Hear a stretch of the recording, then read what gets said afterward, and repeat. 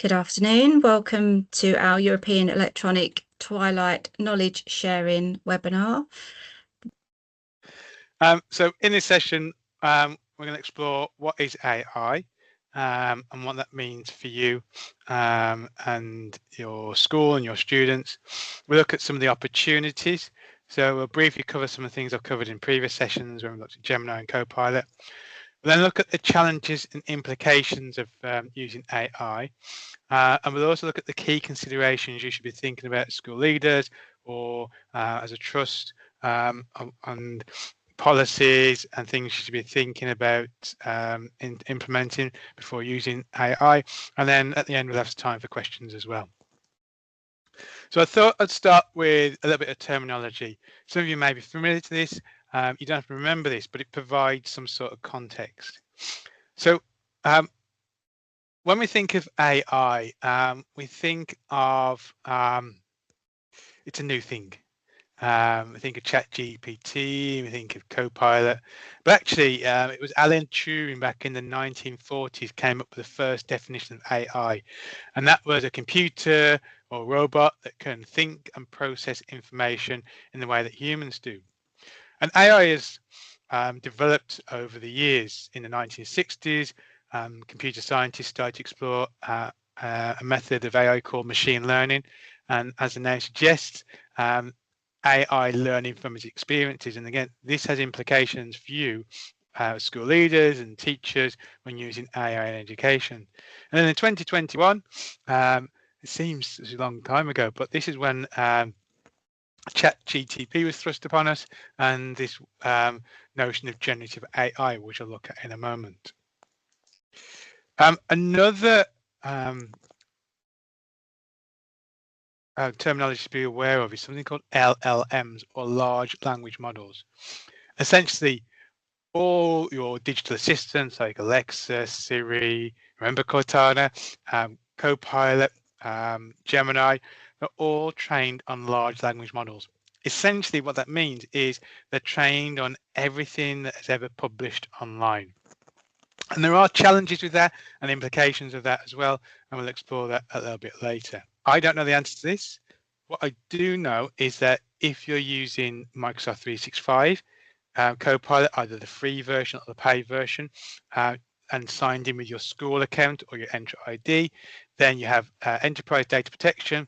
So your data is secure, data is private, and most essentially, your chat data is not are used to train large language models. So remember when I talked about machine learning and this ability for machines and AI to learn from its experience?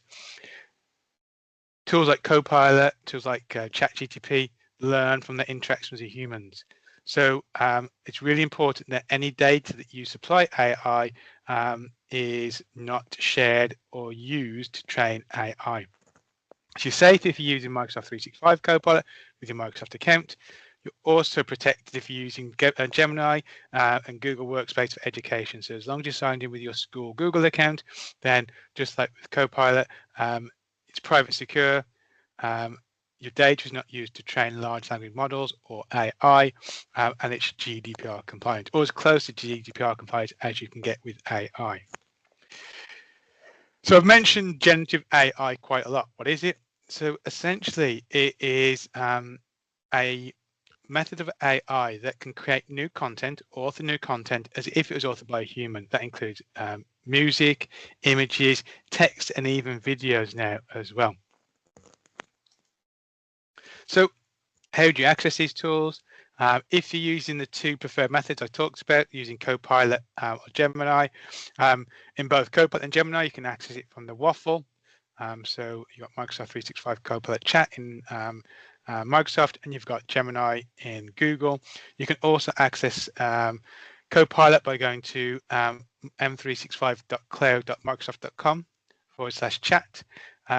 Also, and this annoyed me the first time they did this, you can also type in office.com, sign in with your school account, and you get access to Copilot straight away.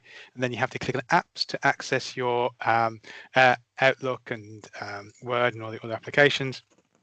And then if you're using Gemini, pure and simple, gemini.google.com, or you can Google Gemini. So what is the difference between, let's say, a generative AI like Gemini or Copilot and a search engine like Bing or Google? So let's demonstrate this. So I'm going to start by using Bing. Actually, I'll use Google for this one. I'll swap between the two. Everything I do in this session, demonstrate you can do using Gemini or Copilot or any other generative AI. Well, let's say with Google, I were to ask a question like, why is the sky blue? What it will do is it'll go away and it'll find the top results. If you're signed in, interestingly, using your Microsoft or your Google account, you might actually get an AI answer anyway, whether you ask for it or not. But it essentially looks for the top results, although sometimes they're not the top results. It could be the highest paid results. But here we go. We've got Why is the Sky Blue from NASA, the Royal Museums in Greenwich, and also from Reddit as well, and some YouTube videos as well. The difference with generative AI is it's like having your own personal assistant. You ask it a question, it will go and find all those answers, and then it'll give you the best response. So if I ask the question, why is the sky blue? So rather than give me a list of websites, it will now give me an answer. So it says the sky appears blue because of a phenomenon called Rayleigh scattering. Now, one nice thing that generative AI can do that is really useful in your classroom is that it can simplify the language. So you can take an answer and it can make it more accessible to your students. So I can push back. First of all, I'm going to say thank you. How many people actually say thank you to AI? I often wonder if we don't say please or thank you to AI, it's going to think it's normal and it'll become normal for us. But also when AI finally takes over the world, I want to remember that I was polite to it. So thank you. Can you simplify this? Now it could be more specific. So I could target a age range, a year group, or even a reading age. It'll do that for me. I'm just going to be nice and simple and say, can you simplify? And it'll do that. Other thing you might notice is often it will default to American English. So the word color is spelled American. So another thing we can ask it. So we simplify the language. It also suggests, and this is nice as well, it also suggests other things you can do. So it says, make it kid friendly with a fun analogy. So you could push back and say, can you use an analogy to make the students understand this, or can you use a topic or an idea that is culturally relevant to my students? You can even add a cartoon explanation. I've never tried this, and they say never try this live, but I'm just curious. You can also push back and say, as I said, can you repeat using British English spelling? It will do that for you. The key, what I'm demonstrating here, is the fact that it's conversational. And one of the top tips with generative AI is never accept your first answer. Always push back and refine until you get the answer that you want. I'll come back to that later to see what it does. So what are the opportunities for using generative AI in education? So you can use it to draft content, so create lesson plans and resources and materials for an activity. You can use it for personalized learning. We just saw a perfect example where you can simplify text to make it more accessible, but you can use it to simplify a passage, create differentiated worksheets like fill in the gaps exercises. It's very capable of doing that. You can use it to brainstorm ideas. It's great for things like Socratic debate, to come up with thought-provoking starter questions. You can also use it to summarize files, large files and documents, which I'll show you in a moment. And you can also use it to summarize and respond to emails as well. One example of how you can use it is to write a letter. I often say that we're not incapable of writing letters ourselves, but sometimes you've been in that situation where it's the end of school term, Christmas holidays coming up, you've got school plays, permission slips for trips, you've got all your marking to do, planning to do. And actually writing one letter might be the last thing you want to do. You haven't got the energy, or it might be a letter that requires some sensitivity and you're struggling to find the right words to be able to respond. AI can do that very quickly. Just to demonstrate that, I'm just going to open up Copilot. Again, you can do this with Gemini just as easily. I say, oh, there's my image. That's not too bad, actually. So I'm going to create a new chat. Now, this is top tip. Because AI is conversational, it remembers what you said to it last. So I'm going to start a new chat. And notice it says GPT-5. What a lot of teachers don't realize is if you're using Gemini in the classroom, or if you're using Copilot in the classroom, you get access to both their latest technologies for free. So you don't need to have a personal Gemini account paid. You don't have to have a paid for Microsoft account to access, or paid for ChatGPT account either. It's all included in the license for free. And you've got the data protection, even more important. But I'm going to start a new chat. I'm going to try GPT-5. I don't know if it's going to be any better, but we'll see. So I'm going to get to write a letter. So I've got, here's a prompt that I created earlier. And actually one of my top tips is once you have a prompt that you use regularly and works for you, save it. You can save it in a OneNote and a Word document. So I've said, write letters to parents, inform them of the upcoming school trip to Scotland. I've also set the word length as well. And let's see how Copilot copes with that.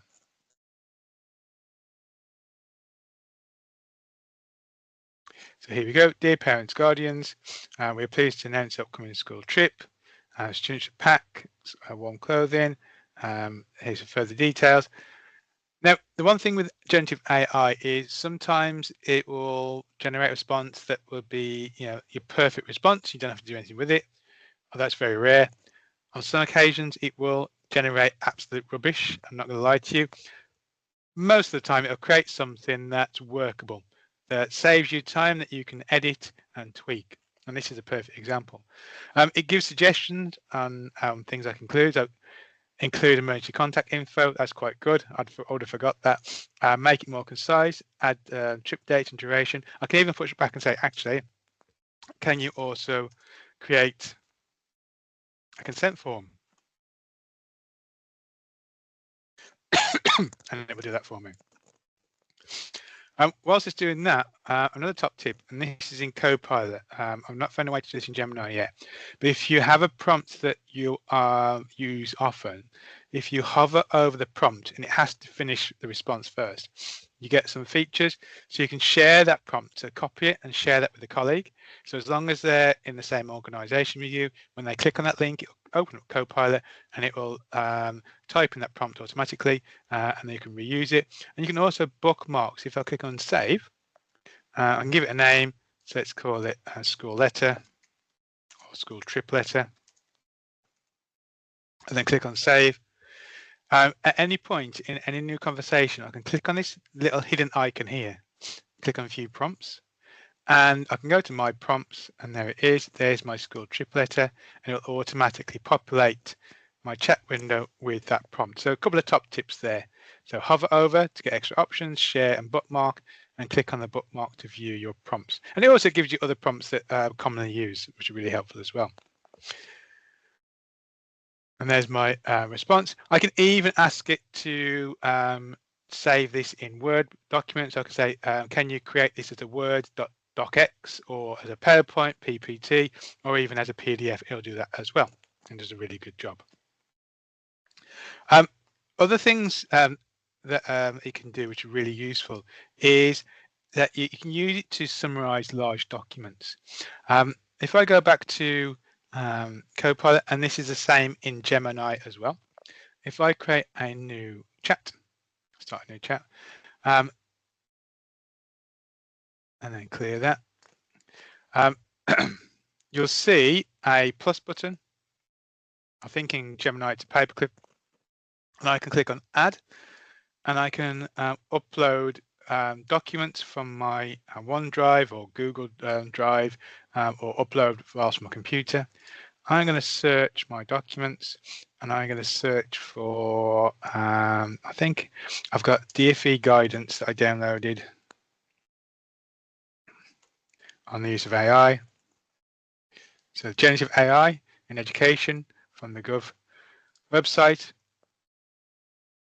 And I can just simply say, summarize this. So imagine it's Friday evening and I've been told that I'm delivering assembly to all staff or in staff meeting to all staff on acceptable use of AI in education. I can take that. I can either read the document on Friday night and help me sleep, or I can just put it into Copilot or Gemini and ask it to summarize the key points. I can then push back and have a conversation. So I can say, what are the limitations? I don't have to say of generative AI because it will do that for me. It knows because it's the same conversation. And here's some of the limitations. We'll explore these a little bit later. I can even ask it to create me an outline for my presentation and then use Copilot to create the slides in PPT format, and I can use that for my presentation on Monday morning. You can also use the same feature to compare files.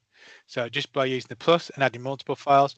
Now, in the free version of Copilot, you can only add 3 files at a time. Because it's conversational, though, you can keep on adding more files. So you can add another 3 and then another 3 to the same conversation and then get it to summarize them all or compare all the documents. It will do that. So you could take exam results from different years, or you can take IEPs or progress reports or progress reviews and compare the documents to look for any changes, any similarities, any trends, and create an overview or outline really, really quickly and easily.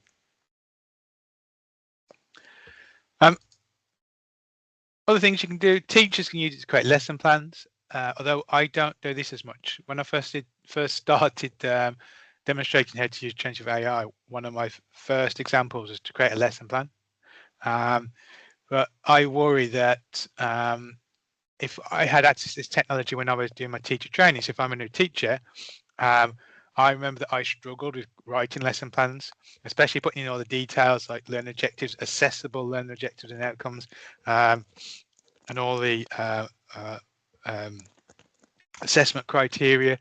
I think as a teacher now, I would see this as a quick shortcut to get things done quickly. But I know at that time, I wouldn't have had the experience of what a good lesson plan looks like, what it should look like.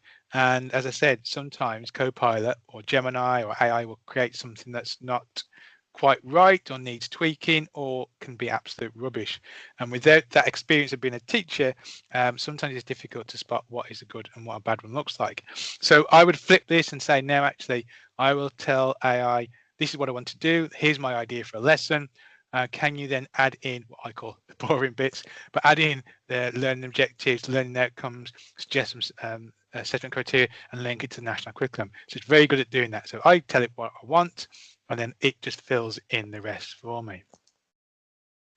It's also good at creating follow-up resources. So you've got your lesson plan. You can ask it what are the key learning objectives for this lesson, framed as questions from students for learning outcomes, and provide bullet point detailing what children will know by the end of the lesson, or one of my favorite ones, list the essential vocabulary terms that should be introduced and used during this lesson. So I can quickly do that and it saves me time. It's also good at creating worksheets, so especially differentiated worksheets like filling the gaps worksheets. So I can ask it to create a worksheet which includes a model example with instructions for students how to write their description for a monster description, for example, or a task on alliteration. And it will do a very good job of that. So it gives the students instructions and it'll also provide examples of what the teacher is looking for. It's also great for retrieval practice. So you can use it to create quizzes, to test students' understanding of the material. For example, you can say, create 5 multiple choice questions to test students' knowledge on photosynthesis. It'll do that. However, I find that the questions are very generic. So one top tip is if you want to link those questions to a specific topic or your syllabus that you're teaching, you can actually upload a document or even a website. So if I just open up Copilot again, so if I do a quick search for, I don't know, BBC bite size, key stage 3 forces. So let's have a look at this one. So let's say I know this is linked to the syllabus or the specification that I'm teaching. I can then click on this button here, the Copilot icon, and I can talk to the website just in the same way as I would do a PDF or document, and it'll even suggest some questions. So let's summarize the main points from this page. Here you go. So now I've set the scene. I can now, well, it's even asked. It sometimes scares me at AI. It's now actually telling me what I wanted, but you can say generate a quiz from this content. Actually, I'm going to say generate a quiz, but I'm going to say multiple choice. Because one thing I always found challenging with multiple choice quizzes is trying to find or come up with plausible distractors that the students won't guess so easily. AI is very good at that. You can make it as challenging as you wish. So instead, generate a multiple choice quiz from this content. I could specify the number of questions.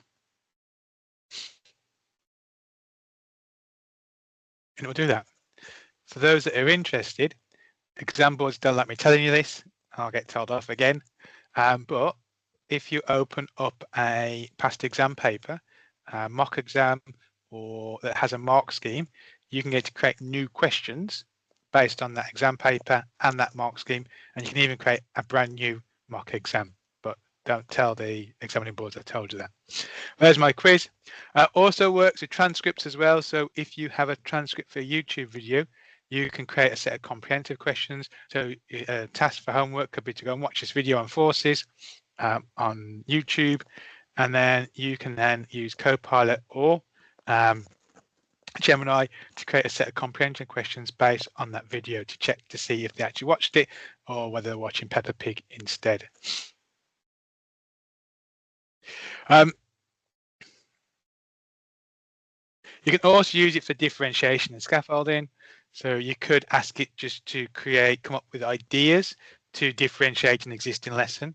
So use methods to spot different learning needs, varying task complexity, integrated technology, or scaffolding. You can use it to create worksheets with fill in the gaps exercises, and you can even use it to create word banks to help the students with their writing. So other potential uses, let's say you have an agreed syllabus, you might be working for a trust, but each school in the trust will be in different areas, with different demographics, different needs. You can take that shared syllabus and create a brand new sequence of lessons or lesson outlines, medium or short-term plan with key questions, description of activities, and learning objectives. And you can then customize that to the needs of your students or your cohort. It's also great for creating waggles or what a good one looks like. It's also great for wobbles as well, what a bad one looks like, rather than having to do that for yourself. To help the students understand what you, or if it's an exam, what you're looking for. It's also great for generating model answers. So you can take a question from an exam paper, you can then paste in the mark scheme and then ask it to create a model answer based on that question. I personally like to flip the activity. So rather than just get the AI to generate a model answer, I'll do that. I'll then give that model answer to the students with the mark scheme, tell them that the answer is generated by AI, and then get them to mark it. Serves two purposes. One, it helps them understand the mark scheme and what the examiner is looking for. But two, at the moment, I say at the moment because AI will get better, but at the moment, I find that AI struggles to get into the top mark bands or brackets when answering extended written questions. I think it's because it lacks the creativity, but it's good to show the students that it doesn't always get the best answer, and it doesn't always get it right either. I mentioned at the start that with generative AI, it creates music, text, videos. You can also create images. So the first time that I was showed the DALL-E feature in Copilot, image generation, I was showed how you can create an image of a cat wearing roller skates at roller park, because who doesn't need that in their life? Or a panda on a surfboard. But it got me thinking, that's great, but how could I actually use that in my lesson and use it with my students? So AI is very good at bringing descriptive writing to life. So imagine you've tasked your students to, after a lesson on alliteration when they're Gruffalo, to create their own Gruffalo type monsters used in alliteration. You can take some of their students' descriptions, put them into AI, and bring that to life as a hook. You can also use it to create resources to help students write their own descriptions. So remember, I said you can create a worksheet with a model example. Rather than give the model example, you can create a worksheet with an image and then get them to describe the features in the image.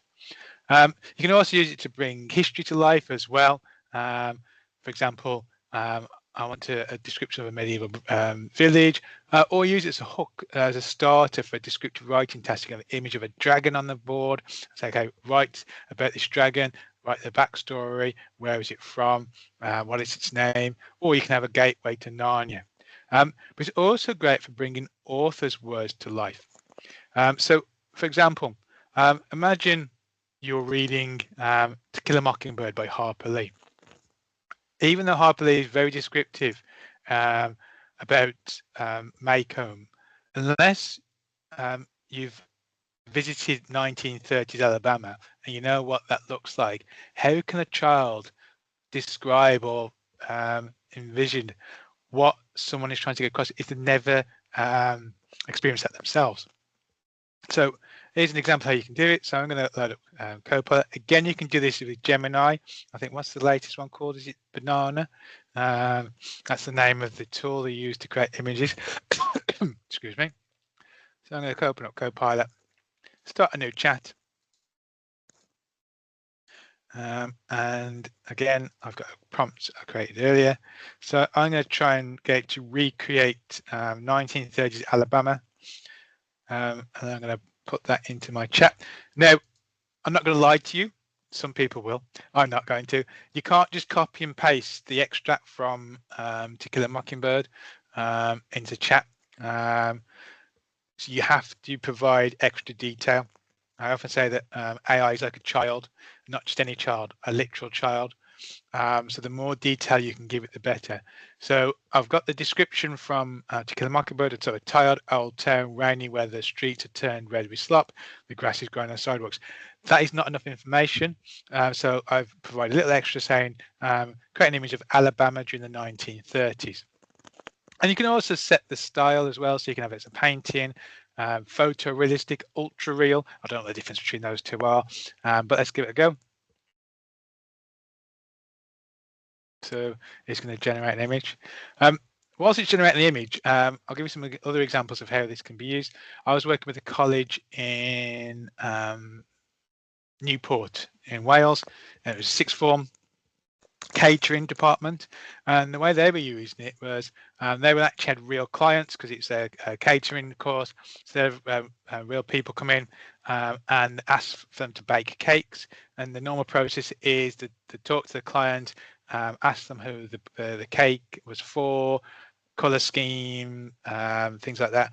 So what they were doing was they were getting the information from the client, putting that into Copilot and creating prototypes. So then the client can say, well, actually, straight away, I like that, I don't want that, can you incorporate that? And then once they got all those components, then they could then create the cake for them. And they could even create a prototype based on those instructions as well.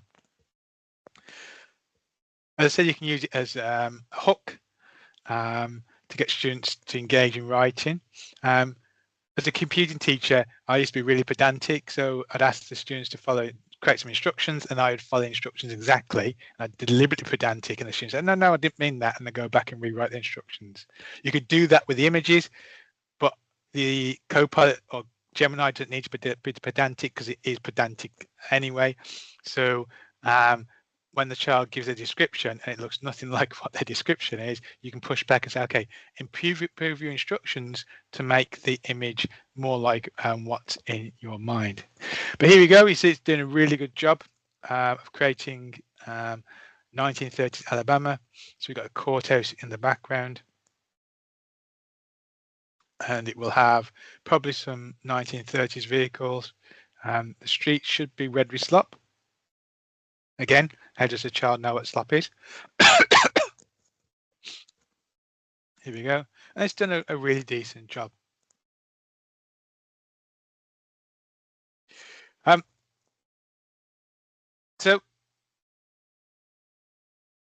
So far we've looked at the opportunities for using AI, and there's loads. Reducing workload, so administrative tasks like creating letters, lesson plans, emails to parents, data analytics. Great for personalised learning, so adapting materials for SEND students or students with where English is a second language or additional language. It can support operations like streamlining finance, HR, site management, and it also supports school leaders with decision making and potentially making it your work more efficient, better informed decisions, and also support staff and students more effectively. However, if I think of that and think, well, this is great, I want more of AI in my life. However, as with anything, there's always implications. There's always a second side of the coin. And these are some of the things you need to think about as school leaders when adopting AI or when encouraging your staff to use AI and even your students to use AI in the classroom. So the first thing to be aware of is exposure sensitive information. Even though Copilot and Gemini, when signed in your school account, has data protection, always think twice about whether you should supply personal or sensitive information. It's like the old days of Facebook and MySpace. Remember MySpace? Just think before you post, should I really be sharing this with AI? And as I said, if it's strictly necessary to use personal and sensitive category data in generative AI tools, the organisation must ensure that their products they're using comply with data protection legislation and GDPR as well. Other thing to be aware of is just before the summer holidays, there was a trend on LinkedIn and Facebook and X where teachers were creating characters themselves. I've done it. I've got I think at the start you saw my Funk Pop figure of me. There's a Muppet of me as well, a Lego character of me. Teachers are creating their own little action figures, which is nice.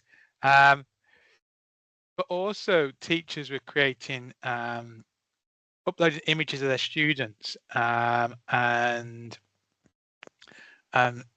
getting AI to make to age them artificially and also put them in the profession or career they aspire to be. And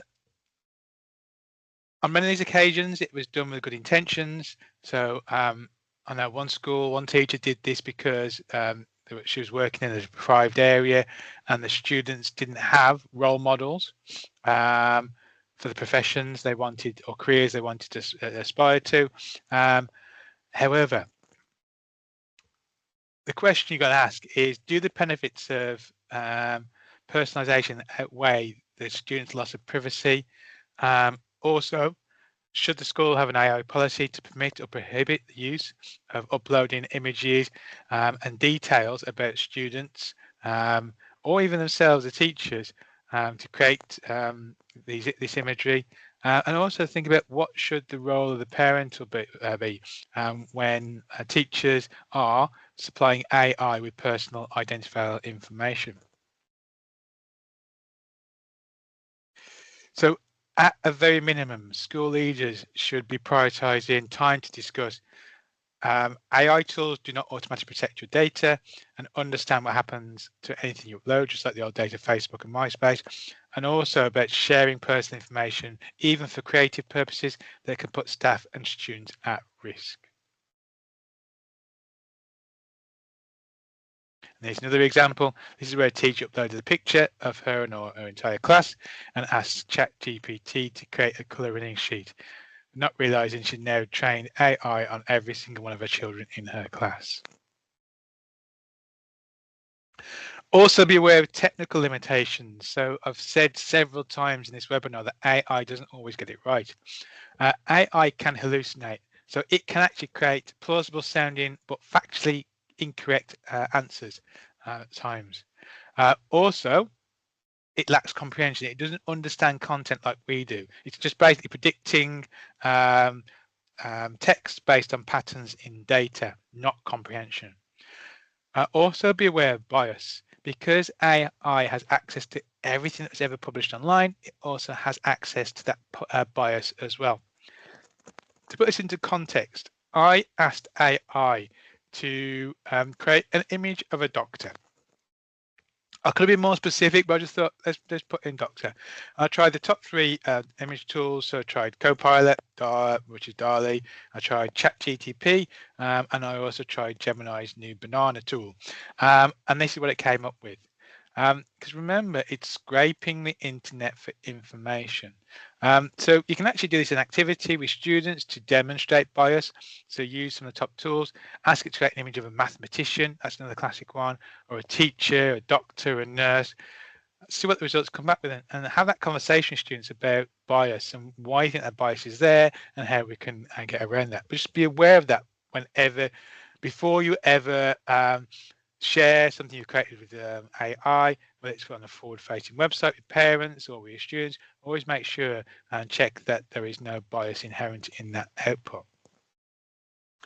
Something else to be aware of is permission to use student work. So this is a great area because, according to the DFE, any work created by your students is their IP, so their intellectual property, unless they've used ChatGPT or Copilot to create it. So in order to use their work with AI to potentially market, give feedback, you have to have permission from the IP owner. So if that is a student, then permission from them to use their work, to use it to mark or to get feedback on it. Or if they're not old enough, so if they're under the age of 13, you need to get permission from their legal guardian or parent if the copyright is not unable to consent. But only to stop AI being trained on that data. So theoretically, I'm not a lawyer though, so they'll come back and say Simon said, but theoretically, if you're signed into your Microsoft account and using Copilot, your school account, you're signed in with Gemini with your school account, then that data is not being used to train AI. So it's probably a good idea to have a policy around that in school on how teachers can use AI with students' work. Another thing that DFE warn about is something called secondary infringement.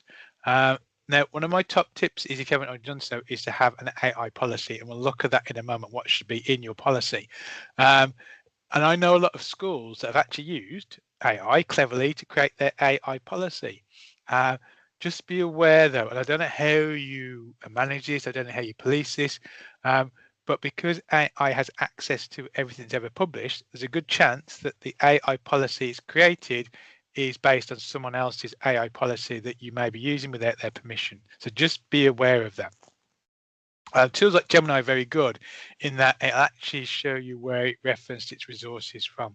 There's usually a little a link icon or a clip icon where you can click on it to see the source of the information so you can check for yourself.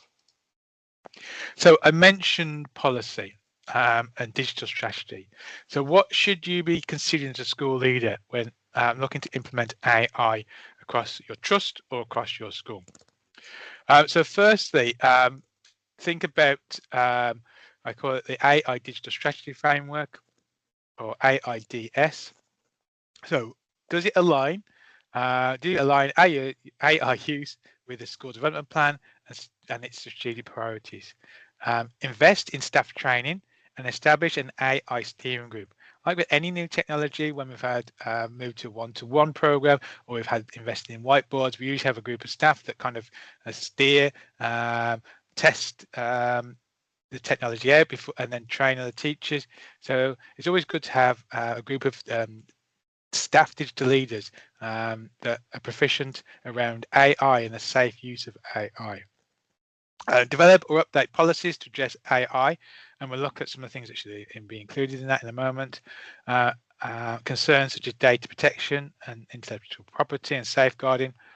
And you can also structure technology integration using established frameworks like the SAMR model and TPAC to support effective teaching and learning. So, actionable steps for school leaders. Audit your current AI readiness, and we'll look at some questions in a moment that you can actually ask yourself to make sure you are ready to employ AI across your organization. Engage staff in AI training. Review and update your policies to include AI specific risks and opportunities.